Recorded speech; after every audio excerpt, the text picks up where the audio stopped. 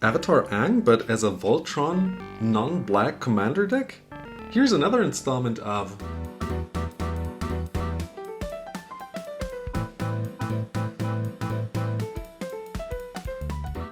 Think Outside the Deck box for you. And this is the second deck that we built on the live stream together. 4 hours we did.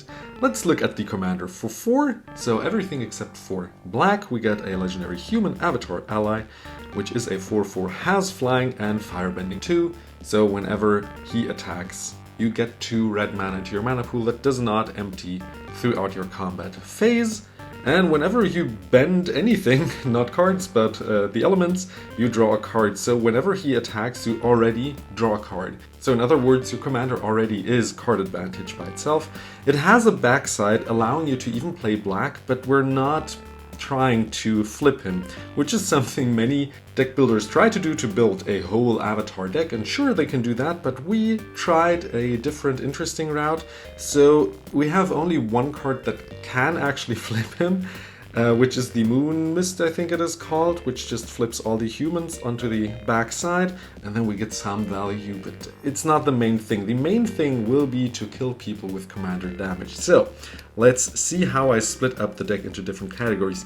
We have a whole bunch of flash enchantments that we can cast, and we're going the enchantress route here as well to have even more card draw and be able to flash in even more. The idea will be to be able to flash in enchantments with the firebending ability, making him even a bigger threat and forcing our opponents to block. We have even more boosts and stuff that gets flash at some point, a ramp pile, a removal, and a card draw pile as always, as well as some protection. Since we're playing Voltron, we want to protect our commander, and a whole bunch of interesting lands. And nephew, if you're watching this, happy Christmas, and I hope you enjoy this deck. Let's see what this Flame Sword does. For 2, it has flash, and your creature that you enchant gets +1/+0 and first strike. And there are several effects like these we noticed throughout the live stream. So let's look at the second one. This costs 1 mana more, has also flash, and gives first strike until end of turn, and then boosts by 2. This also boosts by 1, gives first strike, has to be sacked if you instant cast it, but if you didn't, you don't. G2 Fire Breath, I think it's in English, for 2 flash. You can boost your commander now per red that you put in, and you can even give it back to your own hand if your commander actually dies. You can save this card. Dragon Grip, maybe, I don't know. It has flash since our commander will always be big, and therefore you can boost your commander and give it first strike. +2/+2 and attacks each turn. I also like the name that it's controllable. Anger? You get it? Anyways, Spiteful Motives for 4, +3/+0 and first strike. Lethalos orders, first strike, and whenever a commander deals damage to a player, you destroy an artifact of theirs, and another one that lets you boost your commander whenever you pay 2 mana. This is all stuff that we can use the firebending mana in to boost our commander and deal more commander damage throughout the game, making him a bigger threat every turn while also drawing cards himself. You will see several enchantress cards that also give you some payoff for casting those, so they just replace themselves, since they are by themselves not the best, but if you also draw a card by casting them, why not, right? But Darken Orrery now gives flash to everything. And that means we can now instant give him unblockable and let him scry. This you want to cast beforehand, obviously, but hey, Rancor also gives itself back if our commander dies at any time. Ancestral Mask at instant speed, am I right? Like dealing 2 damage per enchantment on the board? That is so strong. All That Glitters, again, boost your commander. Helm of the Gods boosts your commander. Nature's Chosen is an interesting one. You enchant your commander and you can untap the enchanted creature once per turn. And if it is white, this guy, you can now tap your commander to untap an artifact, creature, or land. And I think you will find some uses for that if you put this in, but also draws you a card with all the enchantresses that we play. Timur Battle Rage to just instant kill a player if you're at 11 damage or higher. This is the Moon Mist that I talked about, which is the only card that can flip our commander to the backside, If you want to read it through, you can do that. But it has a whole bunch of values stapled onto the back. If you're able to get this card back, say with an Eternal Witness, you can do it twice throughout the game. Invigorate, instant kill, maybe, for free. Give another player the life points, obviously, and not the one you're killing, but then again, it's commander damage, who cares. Twin Blades also give double strike, and also can be cast instant speed. This does not draw your cards since it is an artifact, and all the enchantresses only draw cards for enchantments. And lastly, a flash sword that gives +2/+0 and attaches itself when it enters. Next up, the ramp pile, and I couldn't resist adding like the Aang Soaring that we opened on the commander bundle. So I mean, every nephew, I'm building 3 decks. For Christmas for them, every nephew got one of the promos, and obviously the Aang Soaring had to be put in here, even though we're playing 4 color, it just fits. Birds of Paradise, Avacyn's Pilgrim, all solid ramp cards. We have Enchant Land, Fertile Ground, to draw a card also and get another mana. It's a nice political card that you can talk with at your table and get up to 8 lands. I think we're playing 8 basic lands and the rest is non-basic, so keep that in mind. Sakura Tribe Elder fetches you a land. Mystic gets you 1 of 3 lands and also gets you 3 lands when you flip him, so that's also nice. If you only have white, you could flip him, right? Omen of the Hunt, enchantment, has flash, can be cast with Aang at instant speed if you pay 1 green with the 2 red that he creates, and can sack itself later to scry. Cultivate and Kodama's Reach, both of them do the same. Curse of Krufix, just to be able to play the top card of your library as well and get some life back, and Midnight Clock as a nice reset, and Mana Rock. Removal. The top card is an interesting one, and I thought, why not put him in, right? You can give your commander the ability to fight once, like you pay 2 and fight with another creature. Your commander can just remove any creature normally, right? Your commander will be big, so why not?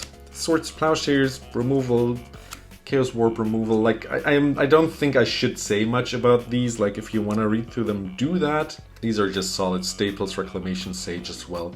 I will say something if there is a weird card in here. Prison in the Moon is now a pauper card, by the way, did you know? Beast Within, removal. Oko we put in here just for fun. Elk, shenanigans, and I found him fitting since it is in the correct colors. It's a solid removal to be able to remove artifacts and or creatures and turn them into 3/3 elks that die by Aang, so you know. And at some point you can just steal the stuff. Found him fitting, haven't seen him in a while. Wild Ricochet as a fun shenanigans card to change the target of a spell and even copy it, and a Wrath of God if a board wipe is necessary. We have some protection cards. I think a couple give him also indestructible, so he would even survive that.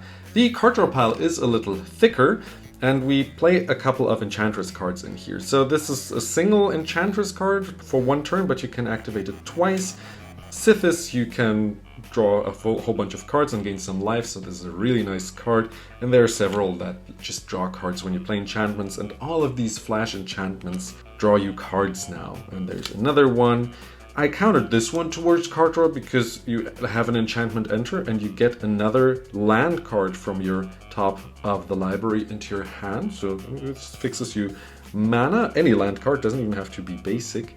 This lets you now draw 2 cards through all your enchantress effects. Return of the Wild Speaker gets you at least 4 cards, normally like 6-7 cards I'd say. Keep in mind the boost cannot be played to boost your commander since he is a human, so you will only play it for the first effect. Enchantment also scries draws and scries later. It has flash, commune with the gods. Both of them let you look at the top cards and get you an enchantment or creature card. This one gets your creature, this only enchantment into your hand, the rest goes into the grave. We play one of the replenish effects in the deck, so you can get enchantments back that you might throw in there. This gives you no maximum hand size, lets you get you some cards and boost your commander later on. Everything we want in this deck. Eternal Witness, get a card back. Auramancer, get an enchantment back. There is the replenish effect that it casts itself 2 turns later and gets you all your auras back. We're playing a couple game changers since we're playing a bracket 3 deck. Enlightened Tutor, Gifts Ungiven, just both very solid cards to include in here, and an idyllic Tutor to get another enchantment out of your deck, the important ones. This also has Flash, Benevolent Blessing, gives you protection of 1 color to your commander, so that's nice. Does not include protection from auras, normally it would. Life's Bounty gives you protection from 1 color to your commander. Destiny Spinner lets you have your enchantment spells be uncounterable and gets you an XX elemental, because why not? Swiftfoot Boots, hexproof to your commander, and haste. Chaos Gift gives you indestructible, hexproof, trample, all the nice stuff. Same here, gives you XX, hexproof, and indestructible, and you can only cast it also for 1 green. We don't have to boost your commander, and Valorous Trance is a nice versatile card.